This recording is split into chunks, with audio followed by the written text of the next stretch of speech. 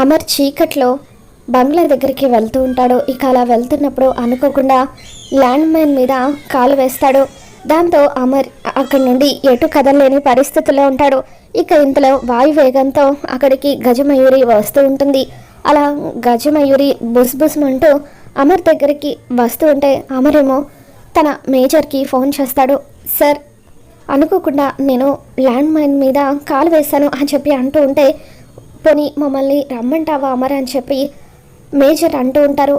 వద్దులేండి సార్, నేను హ్యాండిల్ చేస్తాను అని చెప్పి అమర్ అంటూ ఉంటాడు. దాంతో బాగి ఎంతగానో కంగారు పడిపోతూ ఉంటుంది.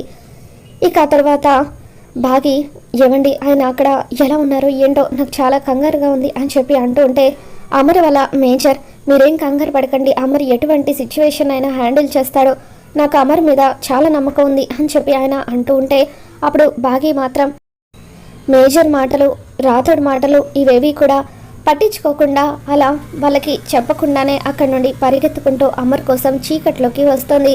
మరోపక్క తీవ్రవాదులు పిల్లలకు తిండి ఏమీ పెట్టకపోవడంతో వాళ్ళంతా బాగా అలసిపోయి నిద్రపోతూ ఉంటారు. మీరేం కంగారు పడకండి పిల్లలు, మా ఆయన వచ్చేస్తున్నాడు, అందరినీ కాపాడుతాడు అని చెప్పి ఆరు అంటూ ఉంటుంది. ఇక అలా బాగి చీకట్లోకి వస్తూ ఉంటే మరోపక్క గజమయూరి అమర్ మీద దాడి చేస్తూ ఉంటుంది. ఇక అమర్ అక్కడున్న ఒక కట్టెపుల్లతో ఆ గజమయూరితో పోరాడుతూ ఉంటాడు. ఇక అలా అమర్ ఆ గజమయూరితో పోరాడుతూ ఉండగా అప్పుడే అక్కడికి బాగి వస్తుంది. అమర్ మీద దాడి చేస్తున్న గజమయూరిపై నిప్పుల కాగడాన్ని విసరటంతో ఇక ఆ గజమయూరి బాగి మీద పగబట్టి బుసలు కొడుతూ అలా బాగి మీదకి దూసుకు వస్తూ ఉంటుంది. మిస్సమ్మ, నువ్వెందుకు వచ్చావు ఇక్కడికి, పారిపో అని చెప్పి అమర్ అంటూ ఉంటాడు. ఇక ల్యాండ్ లైన్ మీద అమర్ కాలు వేయడంతో అక్కడి నుండి లేవలేని పరిస్థితుల్లో ఉంటాడు. ఇక బాగి అలా గజమయూరితో పోరాడుతూ వెనక్కి అడుగులు వేసుకుంటూ వెళ్తూ ఉంటుంది. అలా బాగి వెనక్కి అడుగులు వేసుకుంటూ వెళ్ళి ఒక కొండ చివరకు వెళ్ళి నిలబడుతుంది.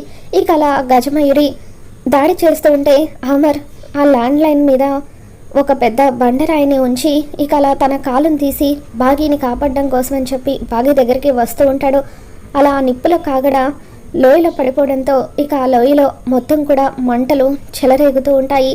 ఇక అలా బాగి మీదకి ఆ గజమయూరి దాడి చేయబోతూ ఉండగా అమర్ వచ్చి బాగి చేయి పట్టుకుని ఒక్కసారిగా పక్కకు లాగుతాడు.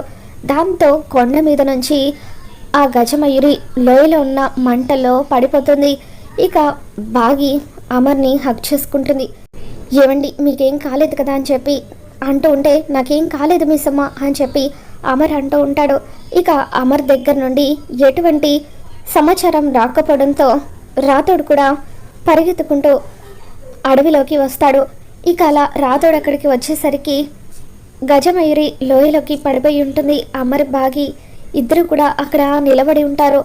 ఇక అమర్ రాథోడ్తో, నువ్వు మిస్సమ్మని తీసుకువెళ్ళు రాథోడ్, నేను బంగ్లా దగ్గరికి వెళ్తాను అని చెప్పి అంటూ ఉంటే, ఏమండి మీకు ఏం జరుగుతుందో ఏంటోనని నాకు చాలా భయంగా ఉంది, నేను కూడా మీతో పాటు వస్తానండి అని చెప్పి బాగి అంటూ ఉంటే, వద్దు మిస్సమ్మ, నన్ను నమ్ము, పిల్లల్ని క్షేమంగా తీసుకువచ్చే బాధ్యత నాది, నేను వెళ్తాను అని చెప్పి అలా రాథోడ్కి బాగిని అప్పగించి అమర్ ఒకడే ఒంటరిగా అరవింద్ దగ్గరికి బయలుదేరి వెళ్తూ ఉంటాడు.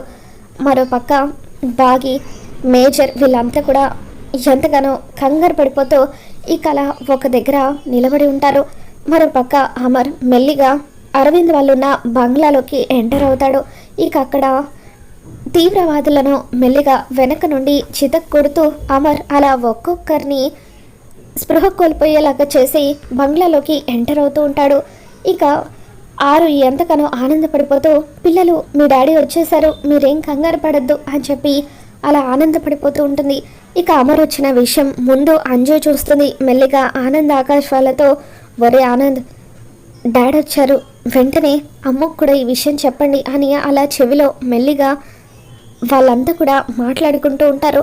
అలా అమర్ వాళ్ళ వైపు చూస్తూ, ఎవరికి ఈ విషయం చెప్పొద్దు అన్నట్టుగా ఇష్ అంటూ సైగ చేస్తూ వాళ్ళని చితక్కొడుతూ లోపలికి ఎంటర్ అవుతూ ఉంటే సడన్గా అరవింద్ అక్కడికి వచ్చి అమర్ తల మీద కొట్టి ఇక అమర్ని చైర్లో కట్టి పడేస్తాడు.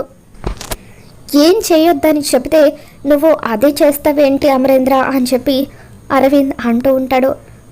చూడు అరవింద్, నేను చెప్పేది జాగ్రత్తగా విను, మీరిక్కడ పిల్లల్ని తీసుకొచ్చిన ప్రదేశం చాలా ప్రమాదకరమైనది, ఇదొక పెద్ద పాము ఉండే స్థలము, అందుకే మర్యాదగా పిల్లల్ని జాగ్రత్తగా వదిలేసి మీ వాళ్ళని తీసుకొని వెళ్ళిపో, మేము ఎవరం కూడా నిన్ను ఏమి చేయమని చెప్పి అమర్ అంటూ ఉంటాడు.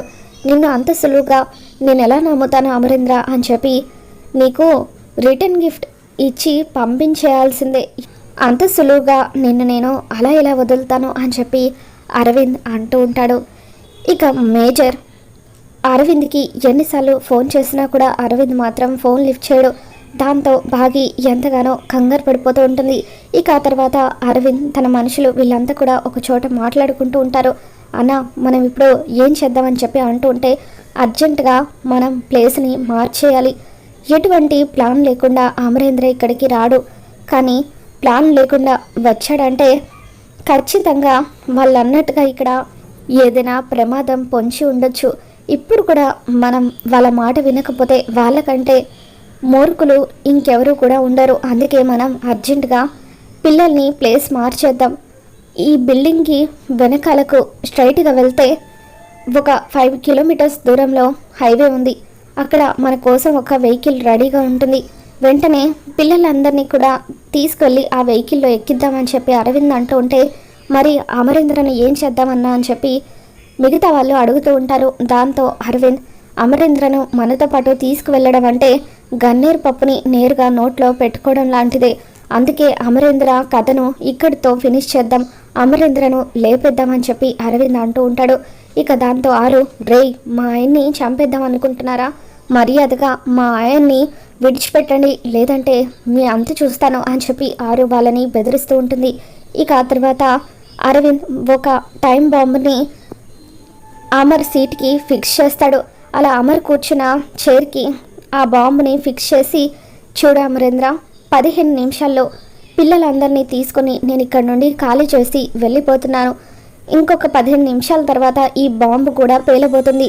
ఈ 15 నిమిషాలు నాతో ఎందుకు పెట్టుకున్నానా అని ఏడుస్తూ కూర్చో అంటూ అమర్తో అరవింద్ అంటూ ఉంటాడు. ఇక ఆరు అమర్ని ఏ విధంగా కాపాడుకోవాలని చెప్పి ఆలోచిస్తూ ఉంటుంది.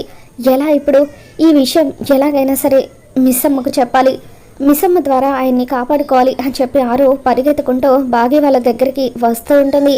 మరో పక్క బాగి మేజర్ వాళ్ళతో సార్ నిన్న రాత్రి అనగా ఆయనను వాళ్ళు ఆధీనంలోకి తీసుకున్నారు, ఇప్పటి వరకు ఒక్కసారి కూడా ఫోన్ చేయలేదు, మనకి ఎటువంటి సమాచారం కూడా ఇవ్వలేదు, నాకెందుకు భయంగా ఉంది సార్ అని చెప్పి బాగి అంటూ ఉంటే అప్పుడు major you don't worry madam, Amarendra గురించి నాకు చాలా బాగా తెలుసు కదా, అమర్ని వాళ్ళు ఏమీ చేయలేరు, కంట్రోల్ యువర్ సెల్ఫ్ అని చెప్పి అంటూ ఉంటారు.